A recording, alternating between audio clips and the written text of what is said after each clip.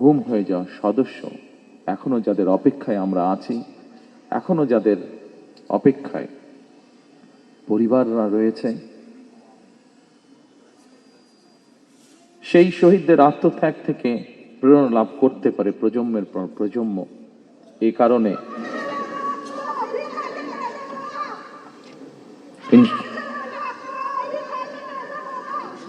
ইনশাল্লাহ, ইনশাল্লাহ মা, ইনশাল্লাহ আমরা আপনার সাথে আছি, আমরা আপনার সাথে আছি মা। এই কারণেই যা আজ থেকে এক যুগেরও বেশি সময় আগে আমি বলেছিলাম, আজ আবারও এই স্বজনহারা মানুষগুলোর সামনে আমি তুলে ধরতে চাই। সেটি হলো, ইনশাল্লাহ আমাদের দল বাংলাদেশের মানুষের সমর্থন নিয়ে রাষ্ট্র গঠনে, সরকার গঠনে সক্ষম হলে পরে আমরা এই শহীদ পরিবারদের নামে রাষ্ট্রের, দেশের গুরুত্বপূর্ণ সড়ক কিংবা রাষ্ট্রের বিভিন্ন গুরুত্বপূর্ণ সরকারি বেসরকারি স্থাপনার নামকরণ করব,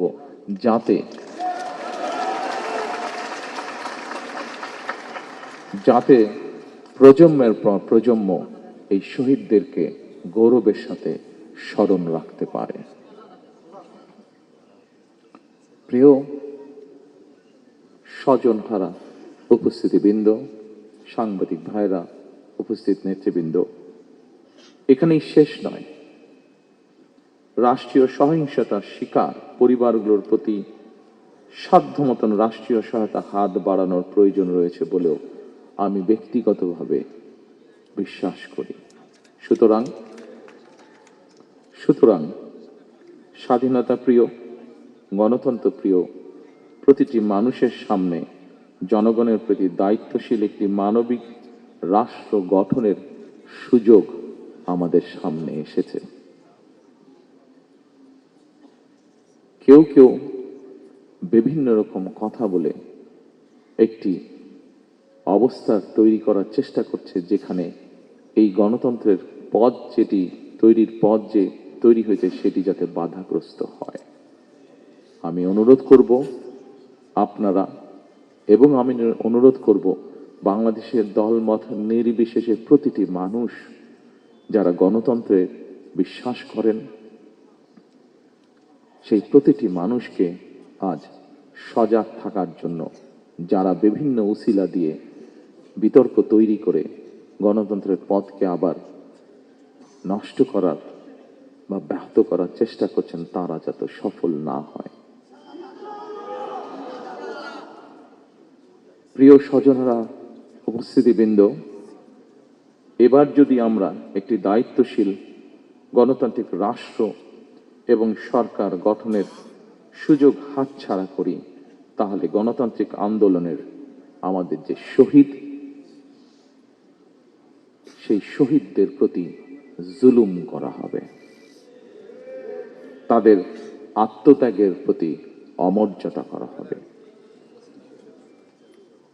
৭১ সালের যারা শহীদ হয়েছেন এই দেশকে স্বাধীন করার জন্য, ৯০-এর স্বৈরাচার বিরোধীতে আন্দোলনে যারা শহীদ হয়েছেন, বিগত ১৬ বছরে যারা গুম শহীদ হয়েছেন, বিভিন্নভাবে নির্যাতিত পঙ্গুত্ব বরণ করেছেন, ২৪-এর আন্দোলনে, ৫ই আগস্টের আন্দোলনে যারা শহীদ হয়েছেন, যে হাজারো মানুষ যারা বিভিন্নভাবে পঙ্গুত্ব বরণ করেছেন,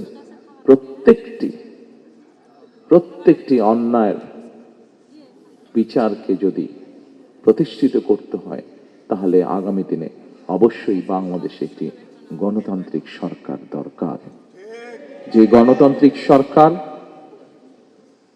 আপনারা যারা আজকে সামনে বসে আছেন, এখানে উপস্থিত হয়েছেন, শত কষ্ট বুকে নিয়ে এই মানুষগুলো যাতে ন্যায় বিচার পেতে পারে, দেশের আইনের দৃষ্টিতে আইন অনুযায়ী যাতে ন্যায় বিচার পেতে পারে, তার একটি মাত্র উপায় হচ্ছে, সেই ন্যায় বিচারকে নিশ্চিত করার একটি মাত্র উপায় হচ্ছে বাংলাদেশে আগামী দিনে অবশ্যই একটি গণতান্ত্রিক সরকার প্রতিষ্ঠিত করতে হবে।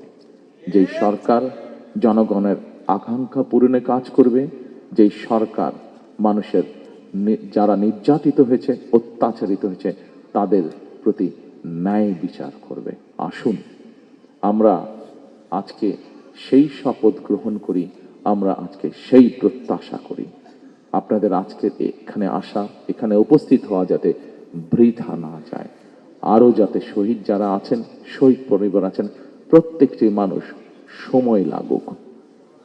সময় লাগুক, কিন্তু ধৈর্যের সাথে আমরা যাতে আপনাদের প্রতি যে অন্যায় হয়েছে সেই অন্যায়ের বিচার যাতে হতে পারে, আপনারা যাতে ন্যায্যতা পেতে পারেন, সেই লক্ষ্যে আমরা কাজ করি, আমরা ধৈর্য ধারণ করি, আমরা আমাদের সজাগ থাকি, যাতে আমাদের গণতান্ত্রিক যাত্রা যা শুরু হয়েছে তাতে যাতে কেউ ব্যাঘাত করতে না পারে। পরিশেষে আবারও শহীদদের আত্মার মাগফিরাত কামনা করে, যারা নির্যাতিত অত্যাচারিত শহীদ পরিবার, যারা ঘুম পরিবার, প্রত্যেকের যাতে আইনের দৃষ্টিতে ন্যায্যতা, ন্যায় যাতে প্রত্যেকের প্রতি নিশ্চিত হয়, সেই প্রত্যাশা রেখে আমার বক্তব্য শেষ করছি। আল্লাহ হাফেজ।